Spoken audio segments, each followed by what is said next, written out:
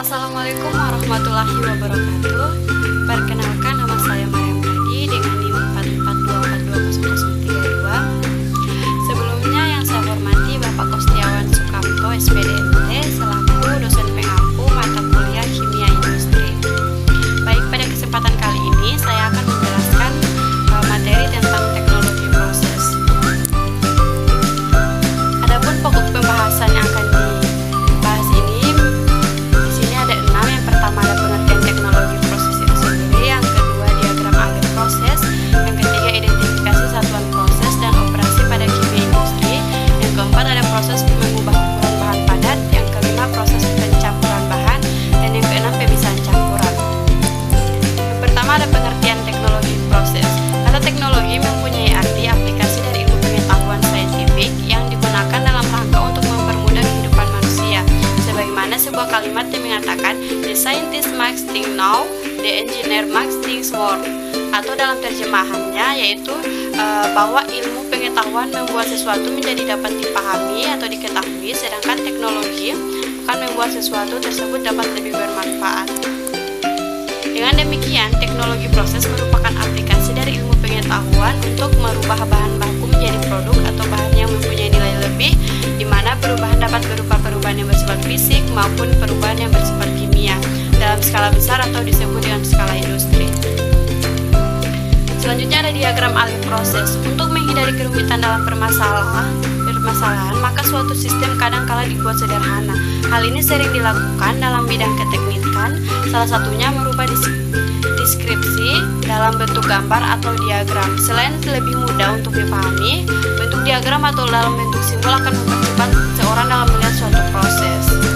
Salah satu bentuk diagram yang sederhana adalah bentuk diagram kotak, blok diagram, di mana di bagian dalam dari kotak-kotak terdapat keterangan yang menerangkan fungsi, jenis peralatan ataupun kondisi operasi. Di sini ada contoh proses pembuatan diagram alir, yaitu proses pembuatan garam dapur.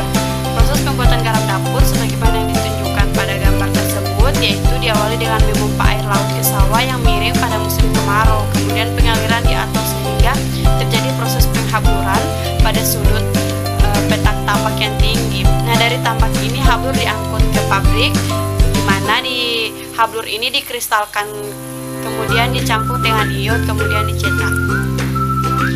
Selanjutnya ada identifikasi satuan proses dan operasi pada kimia industri. Satuan operasi merupakan dari bagian dari sistem proses, di mana pada bagian ini lebih menekankan pada perubahan yang lebih bersifat fisis, sedangkan satuan proses penekanannya pada perubahan yang bersifat kimiawi.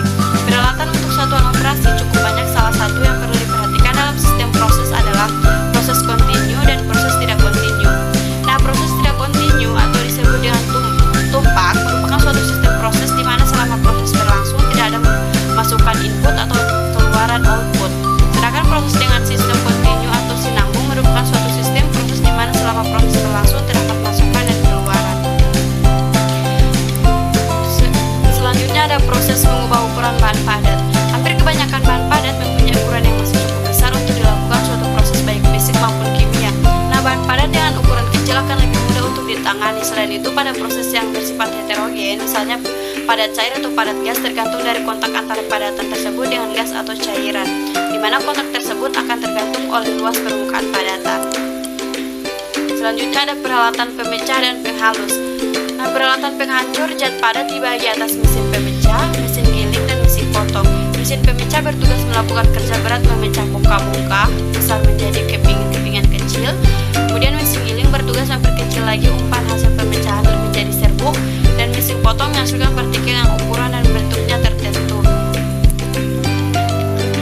Kemudian ada proses pencampuran bahan. Pencampuran bahan merupakan salah satu proses penting dalam industri kimia, di mana pencampuran adalah peristiwa menyebarnya bahan-bahan secara acak, di mana bahan yang satu menyebar ke dalam bahan yang lain, demikian pula sebaliknya. Sedangkan bahan-bahan itu sebelumnya terpisah dalam keadaan dua fase atau lebih, akhirnya membentuk hasil yang lebih seragam atau homogen. Selanjutnya ada pemisahan campuran. Metode pemisahan merupakan suatu cara yang digunakan untuk memisahkan atau memurnikan suatu senyawa atau sekelompok senyawa yang mempunyai susunan kimia yang berkaitan dari suatu bahan, baik dalam skala laboratorium maupun skala industri. Nah, metode pemisahan bertujuan untuk mendapatkan zat murni atau beberapa zat murni dari suatu campuran sebagai pemurnian, dan juga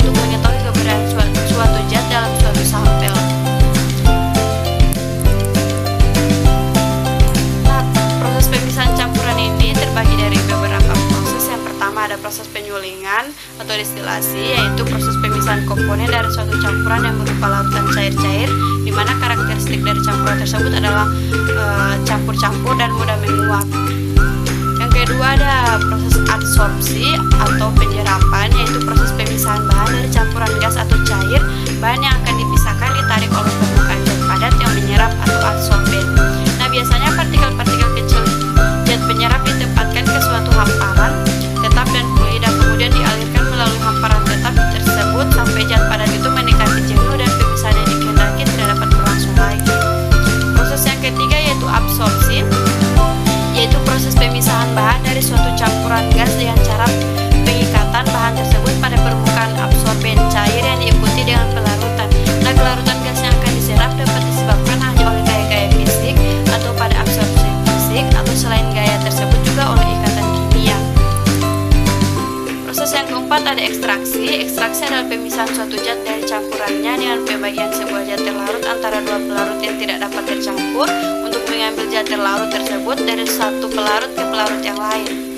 Seringkali campuran bahan padat dan cair, misalnya bahan alami, tidak dapat atau sukar sekali dipisahkan dengan metode pemisahan mekanis atau termis yang telah dibicarakan. Nah, proses yang kelima ada filtrasi. Filtrasi adalah pembersihan partikel padat dari suatu fluida dengan melewatkannya pada medium penyaringan atau septum, di mana zat padat itu tertahan. Nah, pada industri, filtrasi ini meliputi ragam operasi mulai dari penyaringan sederhana hingga pemisahan yang kompleks. Fluida yang difiltrasi dapat berupa cairan atau gas. Nah, proses yang keenam yaitu sublimasi. Sublimasi adalah peristiwa penguapan secara langsung padatan kristalin ke dalam fase uap. Contoh klasik sublimasi adalah penguapan kamfer atau kapur barus. Nah, sublimasi dapat digunakan sebagai metode pemurnian padatan kristalin. Beberapa senyawa kimia dapat menyublim pada temperatur dan tekanan kamar, namun banyak yang baru dapat menyublim apabila tekanan diturunkan. Nah, yang proses terakhir yaitu evaporasi. Evaporasi atau penguapan pada dasarnya merupakan operasi pendidihan khusus di mana terjadi peristiwa perpindahan panas dalam cairan mendidih. Nah, tujuan operasi evaporasi adalah untuk memperoleh larutan pekat dari larutan encer dengan jalan pendidihan dan penguapan. Yang dimaksud dengan larutan adalah terdiri dari zat terlarut yang tidak mudah menguap dan pelarut yang mudah menguap. Baik, itulah materi yang bisa saya jelaskan. Lebih dan kurangnya saya mohon maaf. Wassalamualaikum